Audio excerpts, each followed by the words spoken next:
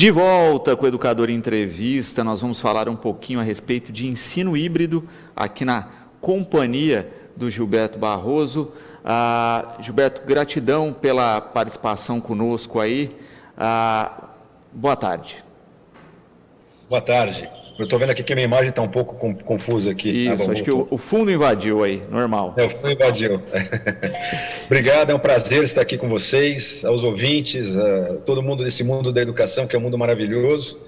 Eu tive o prazer de começar a entrar nesse universo quando a gente começou a trabalhar com a educação, né? Porque nem eu nem meu sócio viemos desse universo. Então, é um prazer imenso estar aqui com vocês. Perfeito, Gilberto. A gente aqui na TV Educadora que agradece a participação e colocando justamente essa questão, né, do desafio apresentado no ensino durante a pandemia, mas que o know-how de ensino híbrido que já existia veio também a socorrer e acelerar um pouco esse processo. A gente já sabia que o caminho do ensino híbrido já se pautava, né, mas a pandemia acelerou um pouco esse processo. Olha, eu te digo, na minha opinião, que acelerou absurdamente, porque o de criança para criança, ele chegou em 2016, na verdade, no mercado, né, apesar de a gente já estava trabalhando nos bastidores um pouco antes, com uma proposta muito inovadora e muito diferenciada, né?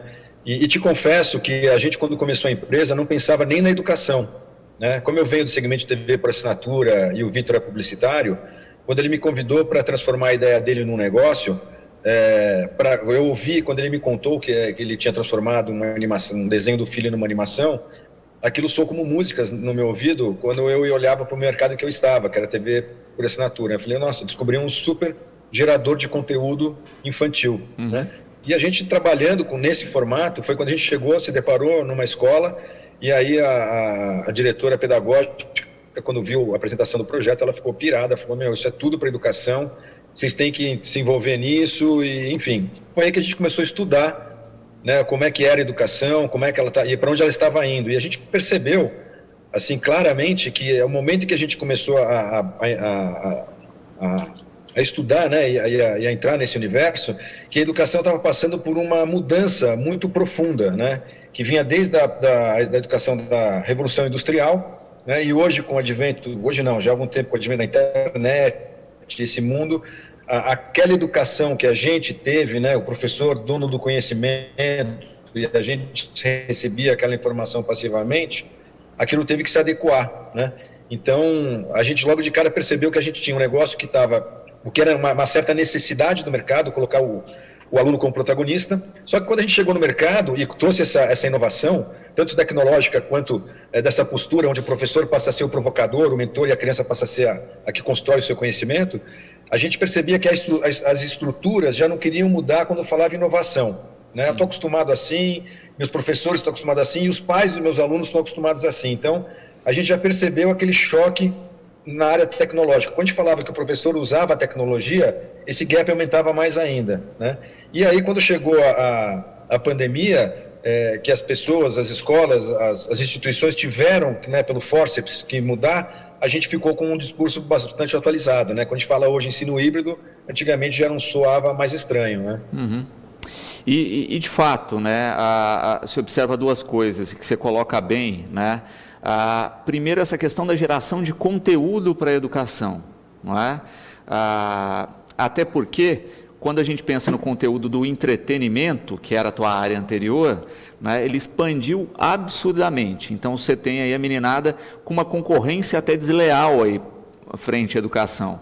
Então, se a educação não se torna mais atraente, quando o mundo do entretenimento se tornou mais atraente, a educação já está deficitária aí, né? Você já tem uma concorrência desleal nesse processo. Então, é fundamental que haja essa revolução, essa transformação, para que se acompanhe o interesse, inclusive, dos alunos.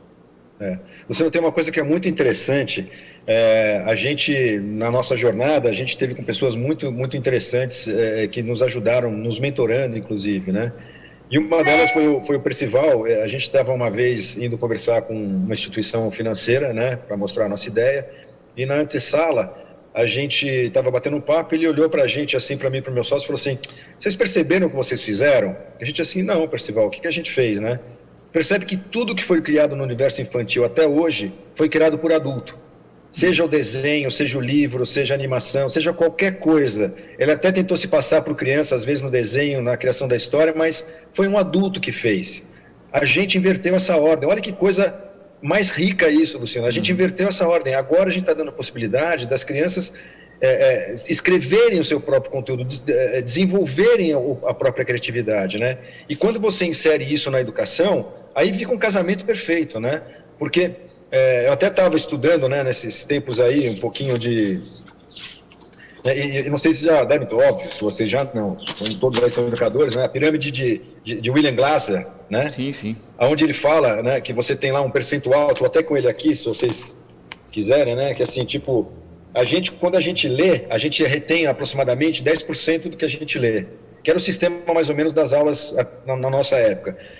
Quando a gente ouve, a gente retém 20%. Se você tem um bom professor, uma boa pessoa te passando a ideia, a gente retém um pouco mais. A gente retém 30% quando a gente vê, a gente faz tudo isso, lê, observa e tudo, a gente retém por volta de 30%. 50% quando a gente vê e ouve, né, ao mesmo tempo. 70% quando a gente discute com as outras pessoas. E agora entra o mais interessante. Quando você faz, vai para 80%. E só quando você ensina que vai para 95%.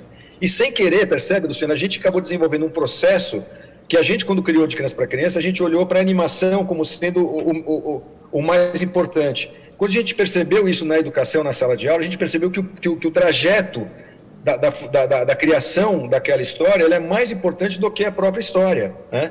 E é justamente isso que a gente traz como inovação para as escolas de uma maneira organizada e de alta escala e bem escalável, né? Quando você coloca a criança para criar uma história, seja ela de ciências, matemática, química, geografia, você percebe que ela está discutindo com um colega, ela está ouvindo outra informação, ela está exercendo uma série de outras ferramentas que são importantes para o desenvolvimento daquela pessoa, né? Então, só que eles participam da criação da história. Posso te dar um exemplo como funciona isso? Por favor. Imagina que o professor ele vai dar uma aula de história, né? E normalmente, como é que ele faz? Ele convida os alunos para abrir o livro na página X, algumas crianças leem, ele fala uma parte, alguém vai lá na lousa, explica, dá lição de casa, depois eles estudam para a prova para ver o que eles retiveram daquele conteúdo sobre o descobrimento do Brasil, né? Na nossa perspectiva, o professor convida aquelas crianças para saber o que elas sabem sobre o descobrimento do Brasil. E aí ele inicia um processo de discussão com as crianças, onde elas vão criar uma história sobre o descobrimento do Brasil, só que ele sabe qual é o caminho que elas têm que percorrer até o objetivo principal, que é o conhecimento daquela história. Então ele, através de uma provocação, de uma mentoria, ele vai provocando aquele raciocínio naquelas crianças e dando pistas para que elas formem a história. Então Pedro Álvares Cabral saiu do Brasil, veio de Caravela, chegou aqui e encontrou os índios, né? Então você percebe que ele tem o poder de instigar e direcionar para que o pensamento também não vá para qualquer outro canto, ele manter aquelas crianças naquela estrada do conhecimento. A hora que ele faz isso, ele passa por todas esses assuntos que o próprio William Glasser diz, né? Quando ela experimenta, quando ela conversa, quando ela discute, ela incorpora aquilo no DNA. Bom, feita essa história, esse é o primeiro trabalho do nosso processo. O segundo trabalho feita aquela história, em concordância com as crianças, eles vão decupar aquela história e vão ver quais itens que são as imagens que compõem aquela história. Então, como era o Pedro Álvares Cabral, como era a Caravela, como era o Brasil, como eram os índios. Então, todos os itens daquela história podem ser desenhados. Agora, você percebe que coisa rica. Além delas criarem a história, cada uma daquelas crianças vai imaginar o seu próprio Pedro Álvares Cabral, a sua própria Caravela, né? E aí o professor tem total controle para poder falar, todos fazem o Pedro Álvares Cabral, a gente escolhe o mais legal, faz uma eleição na classe, ou um desenha o Pedro Álvares Cabral, outro a gaivota, outro a caravela, enfim. Tem 1000 maneiras didáticas de fazer isso evoluir dentro da sala de aula. Então, depois que ele faz as histórias, depois que ele faz a história, depois que ele faz os desenhos, ele vai narrar aquela história. E aí o professor, através do próprio celular, dá para as crianças narrarem a história. Todos podem narrar, cada um pode narrar um pedaço, ou escolher alguns personagens para virar a narração daquela história.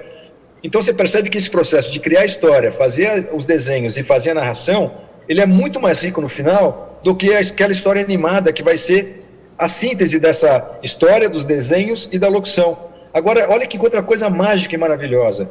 A gente eternizou aquele conhecimento, aquele momento dentro da sala de aula. coisa que se perdia na aula convencional. Cada criança, por mais mágica e por mais contagiante que fosse aquela aula, cada uma levava dentro de si um pouquinho daquilo, mas o todo, ninguém podia mais acompanhar aquilo que foi criado dentro daquele momento.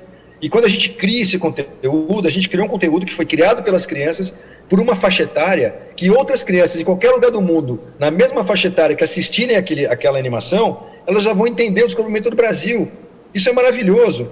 Então, olha que coisa louca, Luciano, a gente salta de uma educação onde no máximo a gente conseguiria, sei lá, 50%, 40% de retenção, e a gente sabe que no ensino público isso cai para muito mais baixo do que isso, para que num simples movimento de uma pequena interação com a tecnologia e colocando o professor e aluno num papel diferente, um pouco diferente, porque ele também funciona na aula convencional, a gente consegue ter um resultado de retenção extraordinariamente melhor. Além de criar o conteúdo, esse conteúdo podem virar livros, enfim, é uma ferramenta hoje reconhecida no mundo inteiro como uma coisa muito avançada e proeminente para 2021. Também é muito interessante esse suporte, Beto, que a gente vê também a dificuldade inicial dos professores com tecnologia, não é? Exato. Eu me lembro por volta de 2001, 2003, que começaram a implementar computadores nas escolas públicas, né? Parece que era muito longe aí. E que foi adotada uma didática na época junto aos professores que eu achei sensacional, que era a seguinte: não se colocava direto o computador. Foram numa outra tecnologia pré-existente, que era parabólica, TV e videocassete, que foi a primeira implementada. Né? Me lembro disso. Câmeras, enfim. E aí se fez um curso para os professores online, aprender a mexer com esse equipamento que já existia, né, que 90% das escolas falavam que estava quebrado. Foram avaliar, não estava, o pessoal não sabia era lidar com o equipamento. E aí fizeram um curso online para os professores aprenderem isso. Mas tinha uma pegadinha aí, o curso era uma desculpa. Era para ver como é que os professores davam conta de fazer um online, para ver o investimento que era preciso fazer em conhecimento para colocar os computadores na escola. Entendi. Né? Então era uma ação de efeito duplo aí, né? Então era de fato para ensinar a usar a tecnologia anterior, mas para medir o que era preciso ser feito para pôr a tecnologia futura. Como é que é essa questão, e é a pergunta da Maria Elisa aqui, desse suporte para os professores, né? Para que eles conheçam a estrutura de vocês, entendam o funcionamento para de fato colocar em prática? Então, a gente faz um curso de capacitação para os professores, que antes de todo mundo assustar, eu já vou adiantando, ele demora só 1 hora, porque o que a gente faz é ensinar os professores a navegar pela ferramenta que é extremamente simples, né? A gente fez basicamente uma cópia do WhatsApp. Então, para você ter uma ideia, na criação da história, basta as crianças criarem a história junto com o professor, seja lá onde for, na lousa, num caderno, e alguém, ou o professor no final, ler aquela história dentro da nossa plataforma. Aquilo já vai saindo escrito, ele só precisa ler para ver se não saiu nenhum erro ali por causa da fala, né? E acabou, então ele já está dentro da caixinha de história. Depois, para ele fazer os desenhos, ele vai usar a didática dele para interpretar a história e dar a tarefa para as crianças, né? Ou elas interpretarem o que compõe aquela história de desenhos. Eles vão fazer um desenho no papel A4, pode usar pode ser qualquer tipo, fotografia, colagem, guache, desenho com tinta, com lápis. Eles vão fazer no papel A4, no tamanho mais ou menos de um palmo. Isso tudo a gente fala na formação, né? Mas é uma coisa simples, é um desenho por folha, com os braços abertos, pernas abertas e tal. E aí o professor vai reunir esses desenhos, vai fotografar, ele vai criar um arquivo de imagem, como a gente faz no WhatsApp, quando você vai mandar uma foto do seu filho para sua mãe, por exemplo, né? Criou aquele arquivo de imagem, ela arrasta para a pasta de imagens. Então aquela história está atrelada a esses desenhos, que quando ele for fazer a locução, ele vai pegar o próprio celular, vai abrir o microfone, dentro da nossa plataforma tem essas 3 caixinhas. Quando ele for gravar, ele vai entrar na caixinha do gravar, ele vai abrir o microfone e vai apontar o microfone do celular para a criança, e ela vai gravar. Com a ajuda do professor de teatro, ela vai dar entonação. E como é que faz se passar um caminhão na hora e atrapalhar o som? Não tem problema, continua gravando. Você pode me mandar um áudio de 2 horas. No final daquele áudio de 2 horas, nós vamos tirar os 2 minutos e meio da fala que vai entrar na animação. Então, a parte tecnológica, ela é absurdamente simples. E a parte didática não é nada de fora do comum do que o professor já está acostumado. A gente só vai dar para ele pistas de como ele vai fazer a mesma coisa que ele já faz dentro da sala de aula, com um outro olhar, né? Com a participação da criança. É simplesmente isso, né? A formação ela é continuada, a gente tem um canal de que pode tirar dúvidas também na hora de ver o WhatsApp, né? Então, A gente teve até um caso engraçado de uma professora que nos procurou, ela já é de certa idade, e ela entrou numa escola que já tem o programa.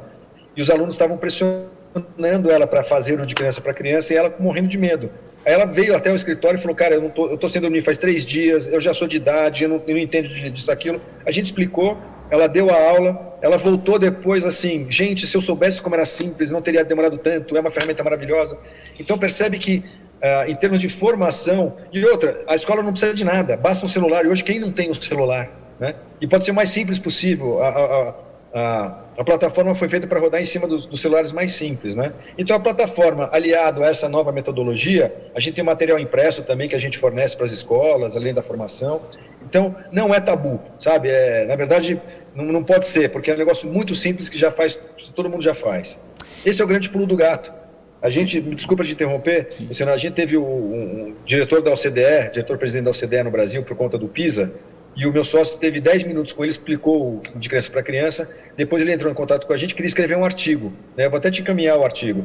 E nesse artigo ele fala que ele acompanha as iniciativas para a educação em vários lugares do mundo, e tentando colocar a criança como protagonista. E a maioria não funciona. Só que ele conheceu no Brasil o By Kids to Kids, que é como a gente chama em inglês, e eles sim colocam a criança como protagonista, não ensina, criando seu próprio caminho, não sei o quê, e fala assim, uma ferramenta tão simples e boa, que é difícil a gente acreditar como é que nunca foi feito isso antes, né? Então, foi uma boa ideia que chegou numa hora certa e está oferecendo para as crianças e para os professores uma alternativa muito boa para a educação. E é fundamental, né? Porque o que a gente acaba percebendo com o ensino nas últimas décadas é que a inserção da tecnologia foi feita de maneira muito rudimentar, pelo menos essa é uma visão que eu tenho. E aí se perdeu muito do ensino lúdico que havia anteriormente, né? Daquela atividade mais experiencial mesmo, né? No sentido assim, olha, vou lá pegar um mapa do Brasil, eu vou colar grãos em cada região produtiva, então eu estava mexendo com outro sentido, que era o tato, que também ajuda na retenção de conhecimento, né? Ou com o próprio olfato, dependendo do que se trabalhava lá. E aí vem a tecnologia. Então eu expurguei o lúdico da escola, muitas vezes, tirei isso do processo, mas não assimilei a tecnologia, né? Então ficou nem lá nem cá. Não é? A gente resgata isso. Isso, exatamente, né? O que me chamou a atenção no projeto foi exatamente conseguir essa conexão da tecnologia com o lúdico que existia anteriormente. Luciano, só para complementar a tua fala, a gente acerta em cheio nesse ponto que você falou, a gente resgata o desenho, a gente resgata a criatividade, a gente resgata, aliás, forma crianças e profissionais no futuro com aquela velha máxima de quando a gente sai da faculdade e vai trabalhar numa empresa, aí chega o gerentão na primeira reunião que a gente tem lá, que ele está com um problema tremendo dentro da empresa e fala assim, cara, o problema é esse, eu quero que vocês pensem fora da caixa. Mas Deus do céu, como é que eu vou pensar fora da caixa se todo o meu ensinamento foi para pensar dentro da caixa? A partir do momento que a gente trabalha nesse outro pivô, vamos dizer assim, né? Onde a criança é protagonista, onde todos podem imaginar o seu Pedro Álvares Cabral, como eles bem entenderem, podem imaginar a sua própria caravela, né? Você está literalmente ensinando as pessoas a pensarem fora da caixa, né? Então, eu acho que isso compõe com o que a gente está falando de uma forma muito, muito bacana mesmo. Perfeito. E como é que esse processo, né, junto a vocês? É o professor que contata, é a escola, né, são pacotes? A gente atua no segmento público e privado, né? Uhum. No segmento privado, o procedimento é mais ou menos natural, né? Vem normalmente o diretor pedagógico para saber se o produto está adequado com o ensino, depois passa para a diretoria e, enfim, a gente fala depois com os gestores para fechar um contrato, fazer a formação e aplicar na escola, né? No poder público, basicamente a mesma coisa, né? A gente passa pela parte técnica primeiro, depois a gente envia a documentação toda para fazer a licitação, mas normalmente nas prefeituras é o secretário ou os funcionários da secretaria que nos procuram. Apesar da gente ter uma enxurrada de professores interessados, não são eles que decidem, né? Mas a gente usa também, inclusive, a força deles para provar que o que a gente tem é muito bacana. Seria legal também mencionar, Luciano, que a gente acabou... Hoje eu abri o meu e-mail e acabei de ser agraciado com uma notícia maravilhosa, que oficialmente eu só posso dar ali em julho, mas eu vou dar aqui de primeira mão, oficiosamente. A gente participou no ano passado de um concurso numa empresa que chama 100. Ela é uma empresa sem fins lucrativos da Finlândia, que busca as melhores 100 opções para educação em tecnologia.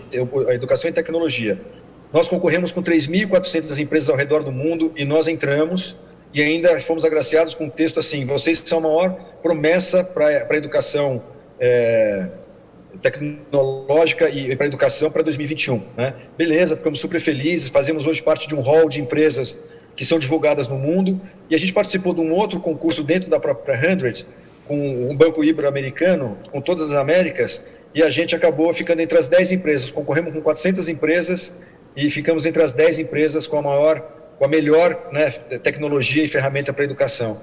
Então, isso mostra, todos os concursos que a gente tem participado, a gente tem ganhado, né? Então, isso mostra, aliás, eles confirmam que a gente já tem sentido, né? A gente está no momento certo, na hora certa, com uma inovação. A gente, antes da pandemia, era tudo feito presencial, e durante a pandemia a gente desenvolveu todas as ferramentas simples para poder ser utilizadas nas plataformas que as escolas já usam, para poder fazer ele também remotamente e híbrido, né? Remotamente e uma parte. Só que o híbrido, na verdade, não é isso, né? Uma parte na escola e uma parte em casa. O híbrido são outras relações, né? Onde a criança tem autonomia e tudo mais, né? Mas, enfim, a gente também contempla isso tudo, além da BNCC. Perfeito. E a ferramenta, ela, como você coloca bem, ela também vai contemplar isso, né? Se você está com o ensino remoto, você faz atividade também remotamente, ela também se encaixa, ela dá certo. Ela se encaixa, né? Você encaminha via e-mail, o professor sintetiza aquilo tudo, encaminha para a gente, mas a didática, a aula pode ser discutida online.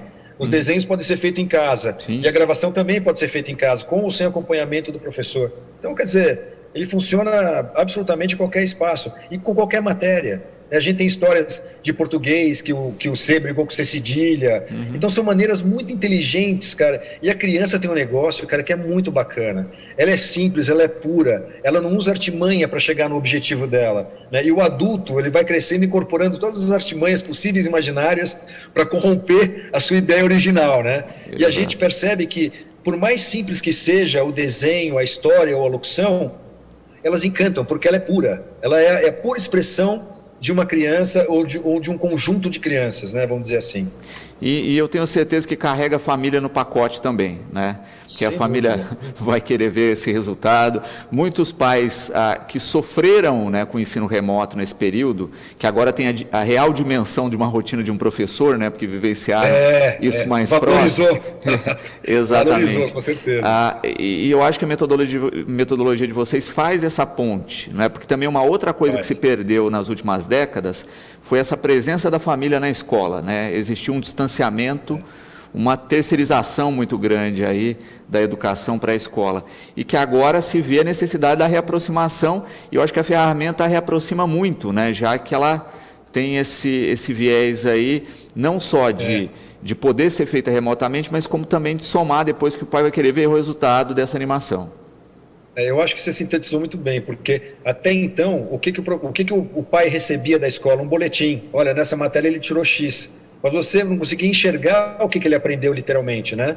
Agora, você imagina o pai receber da escola vários filmes ou animações com temas relacionados ao aprendizado, onde o filho dele participou. Além dele perceber que o filho participou literalmente de um processo de aprendizado, ele tem um resultado sintetizando isso, né?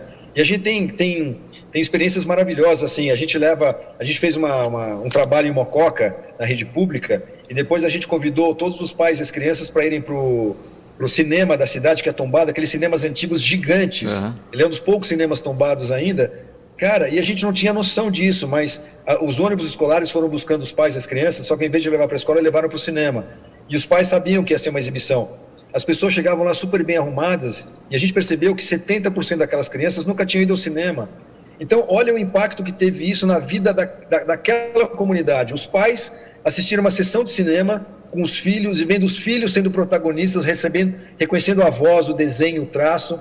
Cara, foi uma experiência mágica, né? Enfim, é um produto realmente disruptivo, diria assim. Sensacional. Gilberto, para quem quiser conhecer mais a respeito, tem informações aí, qual é o contato, né? Por que canal encontra as informações de vocês?